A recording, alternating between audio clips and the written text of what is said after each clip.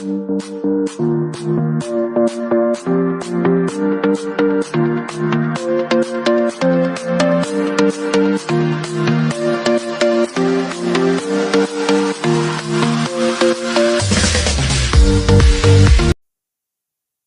பரிசுத்த நாமத்துக்கு மகிமை உண்டாவதாக. நாம் வாசித்த இந்த 126 சங்கீதம் அநேக வேளைகளில் தியானித்திருக்கிறோம். ஆனாலும் பரிசுத்த ஆவியானவர் நமக்கு பிரயோஜனமாக இருக்கிறத இந்த நாளில் போதிக்க நாம் அவரிடத்தில் அர்ப்பணிப்போம். கர்த்தர் இன்றைக்கு கொடுத்த அந்த வாக்குத்தத்தம் என்னன்னா, தடைகளை உடைக்கிற கர்த்தர். தடைகள் என்ன செய்கிறார்? கர்த்தர் உடைக்கிறார். கர்த்தரோட பிள்ளைகளோட வாழ்க்கை இருந்தால் எனக்கு பேசிக்கிட்டே இருந்தார். இதை தான் பேசணுமா இதை தான் பேசணுமான்னு ஆண்டுகிட்ட கேட்கும்போது கர்த்தர் என்ன செய்கிறார்? நமக்காக தடைகளை உடைக்கிறார். கர்த்தருடைய பரிசுத்த நாமத்துக்கு ஸ்தோத்திரம். எதெல்லாம் தடையாக இருக்குன்னு நாம் நினைக்கிறோமோ அதையெல்லாம் கர்த்தர் இந்த வாரங்களில் இந்த வரும் நாட்களில் என்ன செய்ய போகிறார்? உடைக்க போகிற தேவனாக இருக்கிறார். நாம் இங்கே பார்க்கிறோம், சீயோனுக்கு ஒரு சிறையிருப்பு இருந்தது. ஒரு சிறையிருப்பு. சீயோன் என்ன செய்தது? எல்லா பக்கமும் க்ளோஸ்டு. இந்த பக்கம் போகிறதுக்கு வழி இல்லை, அந்த பக்கம் போகிறதுக்கு வழி இல்லை. எல்லா பக்கமும் அப்படியே மூடி வச்ச மாதிரி இருக்கு. சில நேரம் நம்ம வாழ்க்கை எப்படி தான் இருக்குது? எல்லா பக்கமும் அடைக்கப்பட்டிருக்கிறது. எதுவும் செய்ய முடியல. எல்லாம் பிளான்லாம் பண்ணுறோம், ஆனால் ஒன்றும் செய்ய முடியல. எதையும் என்ன பண்ண முடியல? செயல்படுத்தக்கூடாத சூழ்நிலைகள்னால அடைக்கப்பட்டிருக்கிறோம். செயல்படுத்தக்கூடாத ஒருவேளை நம்முடைய ஆவியினாலே அடைக்கப்பட்டிருக்கிறோம். இந்த அடைக்கப்பட்ட வாழ்க்கையை தேவன் என்ன செய்ய விரும்புகிறார்? தடைகளை தகர்த்து உடைத்து நம்மை விடுதலையாக்கி செயல்படுத்த விரும்புகிறார். கர்த்தருடைய பரிசுத்த நாமத்துக்கு ஸ்தோத்திரம். அதை தான் இந்த நாளில் ஆவியானவர் நம்மோடு கூட பேசுகிறார். இதில் பார்க்கிறோம், சீயோனின் சிறையிருப்பை கர்த்தர் திருப்பும் போது எப்படி இருந்துச்சா? சொப்பனம் காண்கிறவர்கள் போல இருந்தோமா. என்ன செஞ்சாங்க? கனவு காண்ற மாதிரி இருக்கு. என்னமோ கனவு கண்டுட்டு இருக்கோம் போல இருக்கு. சீயோனுடைய போராட்டத்தை பார்க்கும்போது எப்படி இருக்கு? ஏதோ ஒரு கனவு கண்டுட்டு இருக்கோம். ஏதோ ஒரு விதத்தில் என்ன நடந்துட்டு இருக்கு? சொப்பனம் பார்த்துட்டு இருக்கோம் அப்படிங்கிற மாதிரி ஒரு பெரிய விடுதலை திடீர்னு உண்டாகுது. அப்படிதான் இருந்தது. வெறுமையாக இருந்தது. யாருமே இல்லை. சிறைப்பிடிக்கப்பட்டு போனார்கள். தேசம் பாழாய் கிடந்தது. தேவாலயம் இடிபட்டு போனது. தேசத்தில் இருந்த எல்லா செல்வமும் அழிந்து போனது.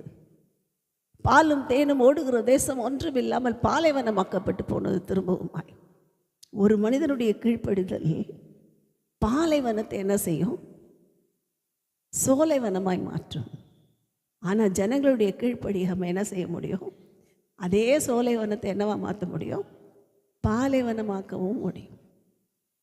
ஒரே இடம்தான், ஒரே பகுதி தான். சீயோன், எருசலேம் இதெல்லாம் இருந்த இடம் எல்லாம் ஒன்று தான். இஸ்ரவேல் தேசம்தான். ஆபிரகாமுடைய கீழ்ப்படிதல் என்ன செய்தது? அதை பக்குவப்படுத்தி அழகாய் நேர்த்தியாய் மாற்றி பாலும் தேனும் ஓடுகிற அழகான தேசமாய் மாறி போடுது. டெக்னாலஜியே இல்லை. இப்போ போடுறாங்க. ஜப்பானில் நான் அன்றைக்கி பார்க்கும்போது பார்த்தா ஒரு பெரிய பாலைவனம். அந்த பாலைவனத்தில் யாருமே வெறும் மணல் புயல் மட்டும்தான் இருக்குமா. பெரிய சைனா தான் சொல், ஜப்பான் சொல்கிறேன்னா சைனாவில். கர்த்தருடைய பரிசுத்த நாமத்துக்கு ஸ்தோத்திரம். எல்லாம் ஒரே முகமாக இருக்குல்ல, அதனால் சைனாக்கு பதிலா ஜப்பான் சொல்லிட்டேன். கர்த்தருடைய பரிசுத்த நாமத்துக்கு ஸ்தோத்திரம். பெரிய பாலைவனம். அந்த பாலைவனத்தில் போகிற ஒன்றுமே இல்லை, வெறுமையாக இருக்குது. கர்த்தருடைய பரிசுத்த நாமத்துக்கு ஸ்தோத்திரம். ஆனால் இப்போ இருக்க டெக்னாலஜியில் என்ன பண்ணியிருக்காங்கன்னா, மோனோ ட்ரெயின் போட்டு வெறும் மணல் பரப்பாக இருக்கிற இடங்களில் அங்கங்கே ஸ்டேஷன் போட்டு, அப்புறம் சில இடங்களில் மெதுவாக மரங்கள் செடிகளை நட்டு கொஞ்சம் நீர்ப்பாசன வசதி ட்ரெயின் மூலமாக தண்ணி எடுத்துகிட்டு போய் நீர்ப்பாசன வசதி செய்து இப்படி கொஞ்சம் அந்த இடத்த மாற்றி இப்போ பார்த்தா வித்தியாசமாக இருக்குது. ஆரம்பத்தில் கஷ்டமாக இருந்தது அதை மாற்றுறது. இப்போ டெக்னாலஜி இம்ப்ரூவ் ஆகிடுச்சு. ட்ரெயின் இருக்குது, எல்லாம் இருக்குது. ஆபிரகாம் நாட்களில் ஒன்றும் கிடையாது. ஒட்டகத்தையும் கழுதையை விட்டால் ஒன்றும் கிடையாது. போகிறதுக்கு போக்குவரத்துக்கு நடந்து தான் போகணும், நடந்து தான் வரணும். அப்போ எப்படி மாற்றிருப்பார் அந்த பாலைவனத்தை? தண்ணியே இல்லாத இடம். ஒரு யோர்தானை இப்போ சொல்கிறோம் அப்படியே நதி நீர் திட்டம் நதிநீர் இணைப்பு திட்டம்லாம் இந்தியாவில் பயங்கர சொல்கிறதுக்கு குறையே இல்லை. எல்லா நதிகளை இணைத்து எங்கேயும் தண்ணி பஞ்சம். இப்போ தண்ணி பஞ்சமே இல்லை, பஞ்சம் இல்லாமல் வருது. கதட பரிசுத்த நீ ஆந்திராவில் தண்ணி கொடுக்க மாட்டோம், இப்போ வாங்கிக்கோன்றோம், எங்களுக்கு வேணாங்கிறாங்க. கதட பரிசு காவேரி தண்ணி என்னாச்சு, சண்டை போட ஆரம்பிச்சிட்டாங்க. என்ன கொடுக்குறேன்ற இல்லை, நீயே வச்சுக்கோன்ற.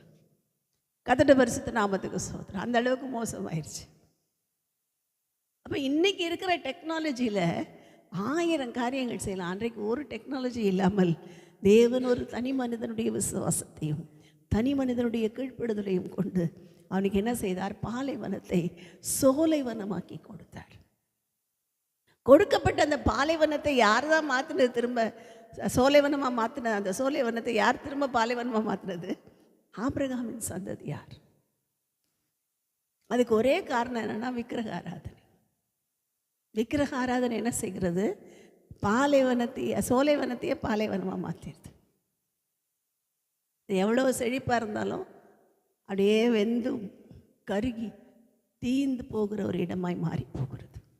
கதட பரிசுத்த நாமத்துக்கு சோதரம். இப்போ இன்றைக்கு தேவன் நம்மிடத்தில் எதிர்பார்க்கறதெல்லாம், ஆண்டவர் எங்களுக்கு உதவி செய்யும், இந்த சூழ்நிலைகள் மத்தியில் எங்களுக்கு ஒத்தாசையாக எழுந்துடணும். தடைகளை உடைக்கிற கர்த்தர் நம் மத்தியில் வந்தால் தான் என்ன செய்யப்படும்? சீயோனின் சிறையிருப்பு திருப்பப்பட முடியும். கதட பரிசுத்த நாமத்துக்கு சோதரம். அது மாத்திரமல்ல, தெற்கத்தி வெள்ளங்களை திருப்புகிறது போல எங்கள் சிறையிருப்பை திருப்பும். எப்படி திருப்ப சொல்றாரு? தெற்கத்தி வெள்ளங்களை திருப்புகிறது போல. வெள்ளங்களை திருப்புகிறதுனா என்னது? ஒரு இடத்துல வெள்ளமாக போது, ஒரு பக்கம் பாலைவனமாக இருக்குது, அதை திருப்பி விடுங்க ஆண்டவரே அப்படின்னு கேட்குறாங்க ஜனம். தெற்கத்தி வெள்ளங்கள். அதனால தான் இங்கே வாசிக்கிறோம், கண்ணீரோடு விதைக்கிறவர்கள் ஏம்பி இவங்க விதைக்கிறாங்க, ஒன்றும் வரல. ஏன் கண்ணீரோடு விதைக்கிறாங்க? நிலத்தில் தான் விதைக்கிறாங்க. இந்த சங்கீதமே ஒரு வித்தியாசமான ஒரு சங்கீதம்.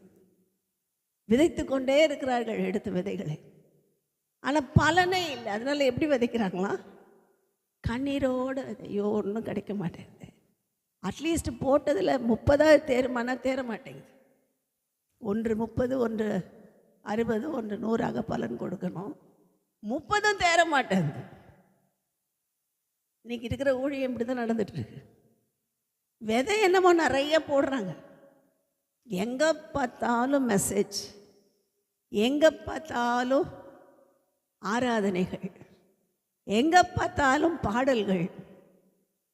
யார் நினைச்சாலும் பாட்டு எழுதுறாங்க, எல்லாரும் பாட்டு பாடுறாங்க, எல்லாரும் பாட்டு எழுதுறாங்க, எல்லாரும் வசனம் சொல்கிறாங்க. விதைகள் நிறைய விதைச்சிக்கிட்டே போகிறாங்க, ஆனால் ஒரு பலனும் இல்லை. கதட பரிசு கண்ணீரோடு தான் விதைக்கிறாங்க.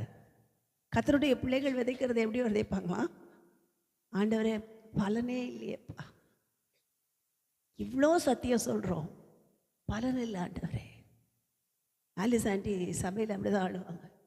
இவ்வளோ சத்தியம் சொல்லி கதட பரிசுத்த நாமத்துக்கு சோதரம், பலன் ரொம்ப கம்மியாக இருக்கே ஆண்டவரே, என்ன செய்யன்னு சொல்லி அவங்க என்ன செய்வாங்க? அநேக நேரங்களில் அழுது புலம்பி ஜெபித்திருக்கிறார்கள்.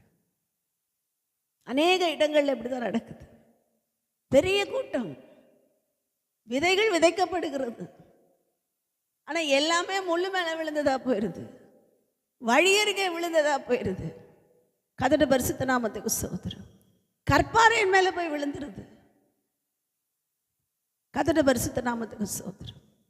இதெல்லாம் என்ன செய்யல? விதைக்கல, விளைய மாட்டேங்குது, எல்லாம் தீஞ்சு போகுது. இல்லைன்னா கவலைகள் வந்தோடனே, பாரங்கள் வந்தோடனே அப்படியே நெருக்கி நெருக்கி நெருக்கி நெருக்கி வசனத்தை மறந்து போயிடுறாங்க, தேவன் சொன்னதை மறந்து போயிடுறாங்க, தேவனுக்கு கீழ்ப்படிய வேண்டும் என்கிற எண்ணத்தை மறந்து போகிறார்கள். காரணம் என்ன? இதெல்லாம் நெருக்கி போடுகிறது. உலக கவலைகள் அப்படியே வந்து அவங்களை நெருக்குதான். வழி அருகே விதைக்கப்பட்டவர்கள்னா போகும்போது வரும்போது அப்படியே சுவிசேஷம்தான். அங்கே சமையல் பண்ணிக்கிட்டே இங்கே வசனம் கேட்பாங்க, அங்கே வேலை நடந்துக்கிட்டே இருக்கும், இங்கே வசனம் ஓடிக்கிட்டே இருக்கும், எல்லாம் கேட்பாங்க. என்ன கேட்டீங்க? அங்கே சாம்பார் வைக்கும்போது உப்பு போட மறந்துட்டு என்ன கேட்டீங்க? இங்கே பாதி அங்கே பாதி, கடைசியில் இதுவும் நல்லா இல்லை அதுவும் நல்லா இல்லை, எல்லாம் 0%. கதட்ட பரிசுத்த நாமத்துக்கு ஸ்தோத்திரம். ஏன்ஸ்ட உப்பு மறந்துட்டீங்களா? ஏமா உப்பு போடலையா? பசங்க அதை கேட்கும். ஐயோ அதை கேட்டுகிட்டே மறந்துட்டேன்டா. சரி அங்கே என்ன தான் சொன்னாங்க? ஏன் இதை பார்த்துட்டு அதை மறந்துட்டேன்டா. எல்லாம் மறந்து போச்சு. கதட்ட பரிசுத்த நாமத்துக்கு ஸ்தோத்திரம்.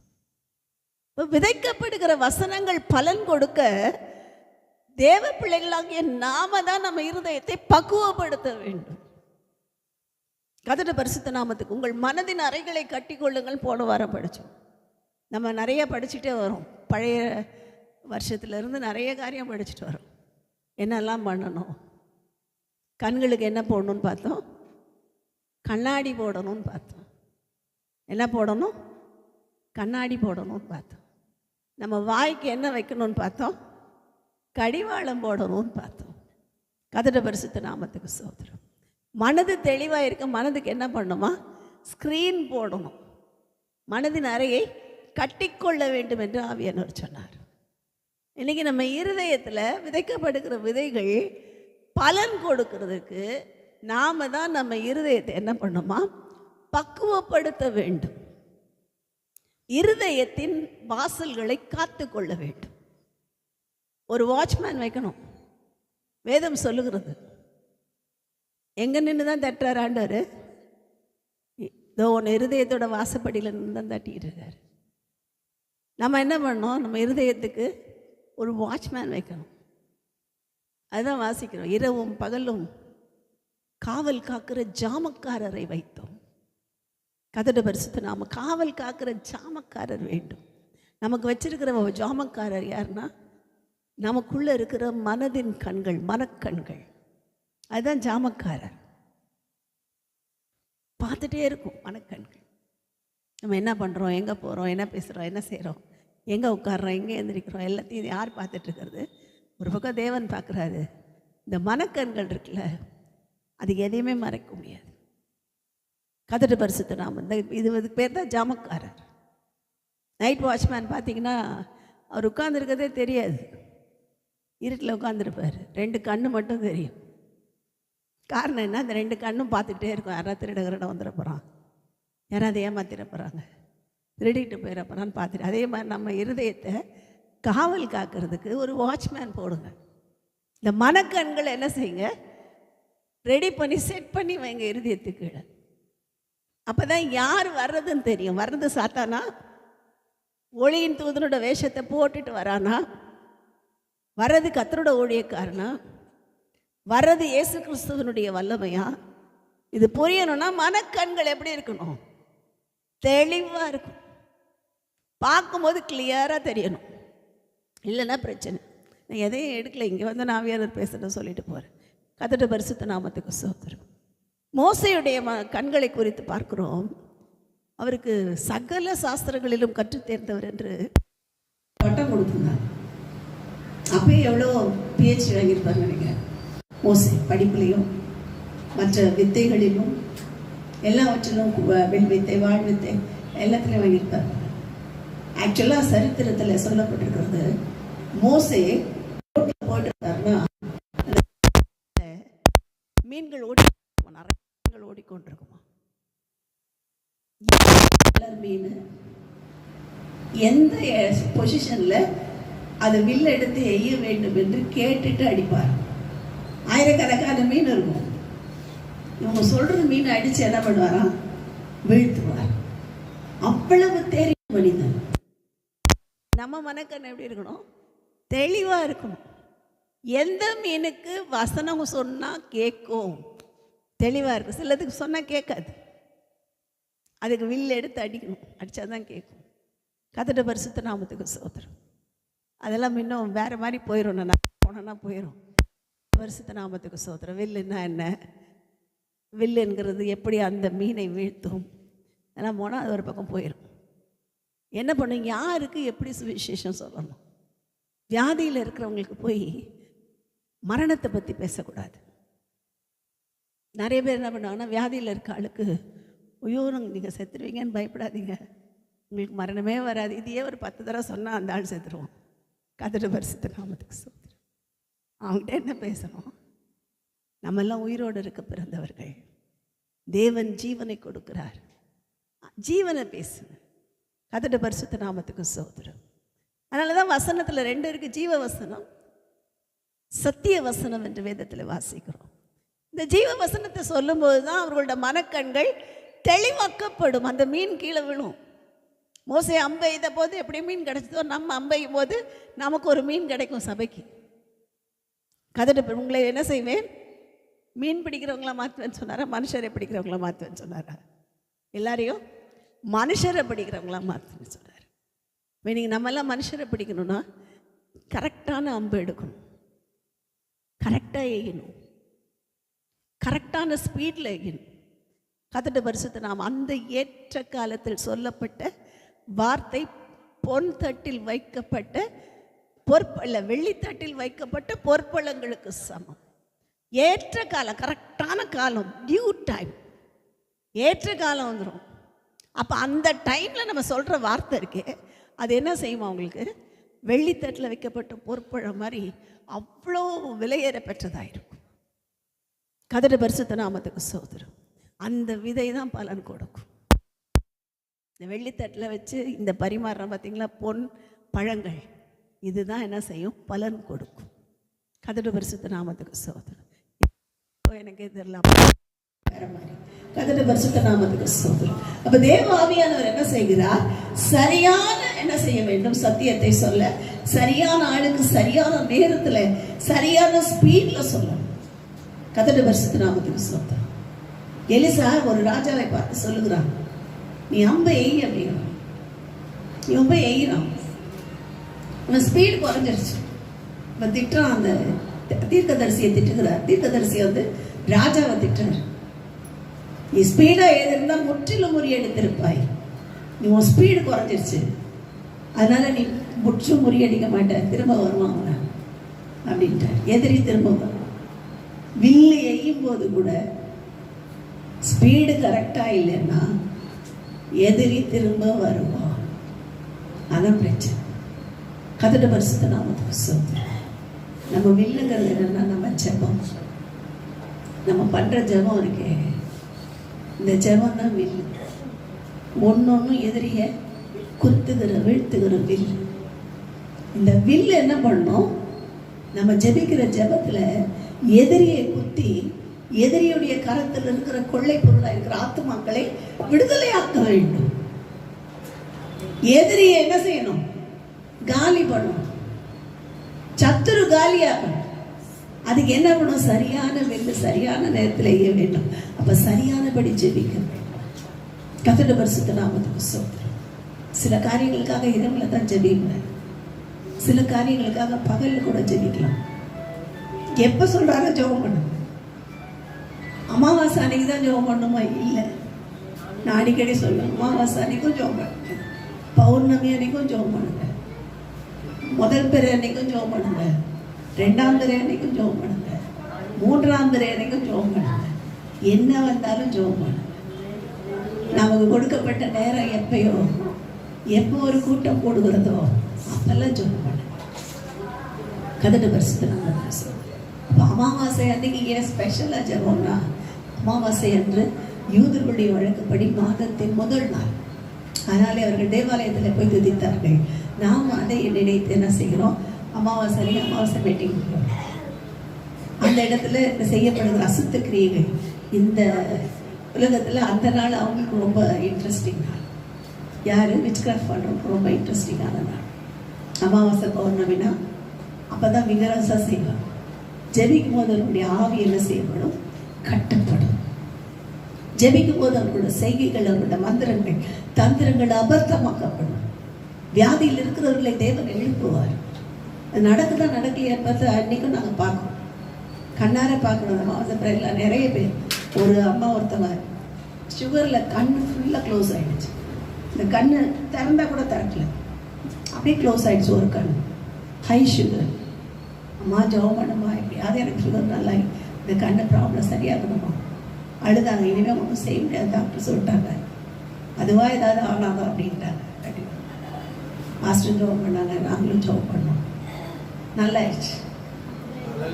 நல்லாயி வந்து கண்களை திறந்து சாட்சி சொல்லி கர்த்தரை மகிமை. முடியாத காரியம் ஒன்றுமே இல்லை. கர்த்தருடைய பரிசுத்த நாமத்துக்கு சோதனை. அப்ப இந்த நாளிலே தேவனுடைய கரத்தில் நம்ம ஒப்புக்கொள்வோம். ஆண்டவரே, என்னுடைய சிறையிருப்பை திருப்ப போகிறீர், தடைகளை உடைக்க போகிறீர், தெற்கத்தி வெள்ளங்களை திருப்புகிறது போல நீர் என் சிறையிருப்பை திருப்ப போகிறீர் ஆண்டவரே என்று அர்ப்பணிப்போம். நிச்சயமாய் கர்த்தர் தடைகளை தகர்த்து பெரிய காரியங்களை செய்வார். ஆமென்.